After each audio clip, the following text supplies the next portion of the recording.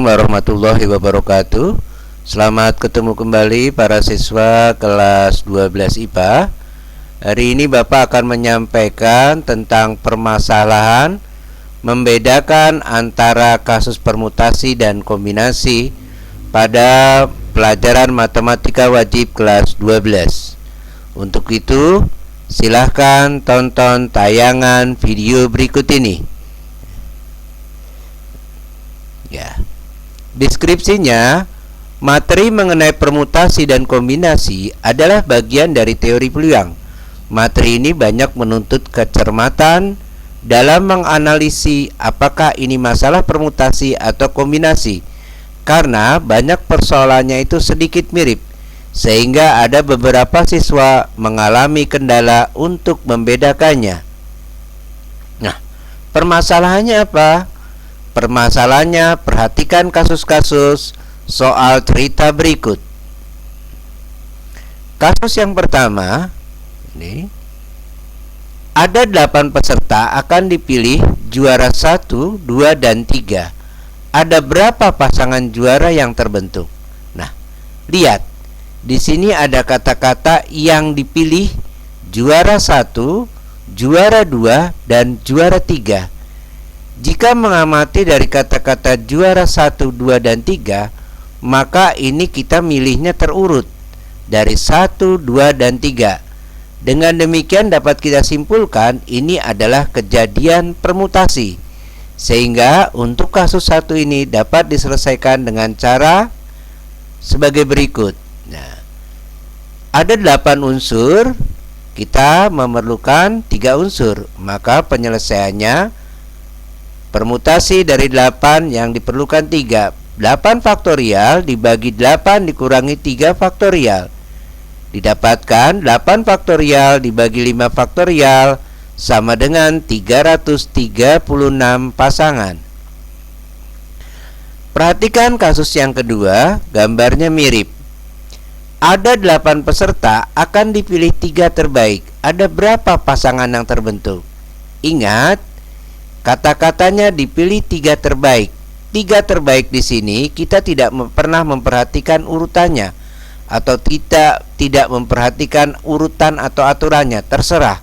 Siapa saja boleh berhak menjadi 3 yang terbaik dari 8 peserta tersebut.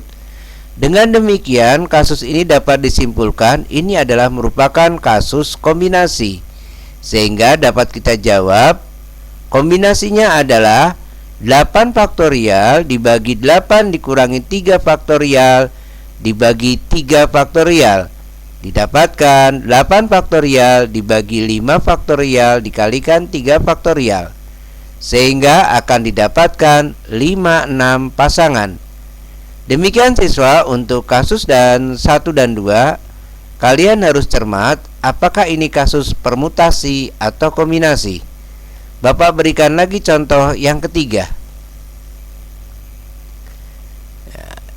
Dalam kasus contoh yang ketiga, ini ada 4 orang siswa akan berfoto berdiri. Ada berapa variasi susunan foto yang terjadi? Nah, kunci daripada masalah ini adalah kata-kata variasi. Jadi, jika disebutkan variasi, jelas ini adalah kasus permutasi. Sehingga dapat kita simpulkan untuk 4 orang yang akan berfoto dengan berdiri secara berjajar, kita akan dapatkan aturan permutasi sebagai berikut. P4P 4 faktorial dibagi 4 dikurang 4 faktorial didapatkan 4 faktorial dibagi 0 faktorial, sehingga didapatkan 24 susunan foto yang terjadi. Bagaimana kalau kasus ini seperti ini? 4 orang itu akan dipilih 4 orang untuk mewakili kelas dalam rapat OSIS. Ada berapa pasangan yang terjadi?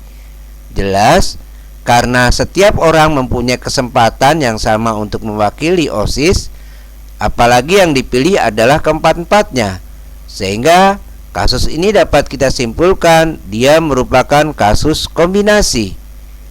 Dan diberikan jawaban sebagai berikut. Kombinasi dari 4 unsur yang digunakan 4 unsur juga didapatkan 4 faktorial dibagi 4 dikurangi 4 faktorial dikalikan 4 faktorial. Didapatkan 4 faktorial dibagi 0 faktorial kalikan 4 faktorial. Sehingga kita akan dapatkan pasangan pilihan yang terjadi adalah 1. Demikian hasil daripada kasus yang Bapak paparkan. Sehingga hasil pemecahan masalahnya adalah dengan memberikan contoh yang bersifat mirip antara permutasi dan kombinasi, siswa dapat mendapatkan gambaran dan pengetahuan antara perbedaan permutasi dan kombinasi.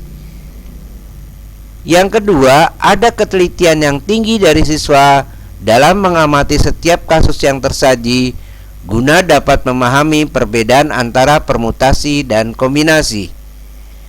Sumber dari rujukan ini adalah buku matematika wajib kelas 12. Demikian pemaparan yang Bapak sampaikan. Mudah-mudahan ini dapat bermanfaat dan dapat dipahami oleh siswa dan para penonton di YouTube. Saya sebagai penyaji mohon maaf jika ada kekurangan dalam tayangan video ini. Saya akhiri dengan ucapan wassalamualaikum warahmatullahi wabarakatuh.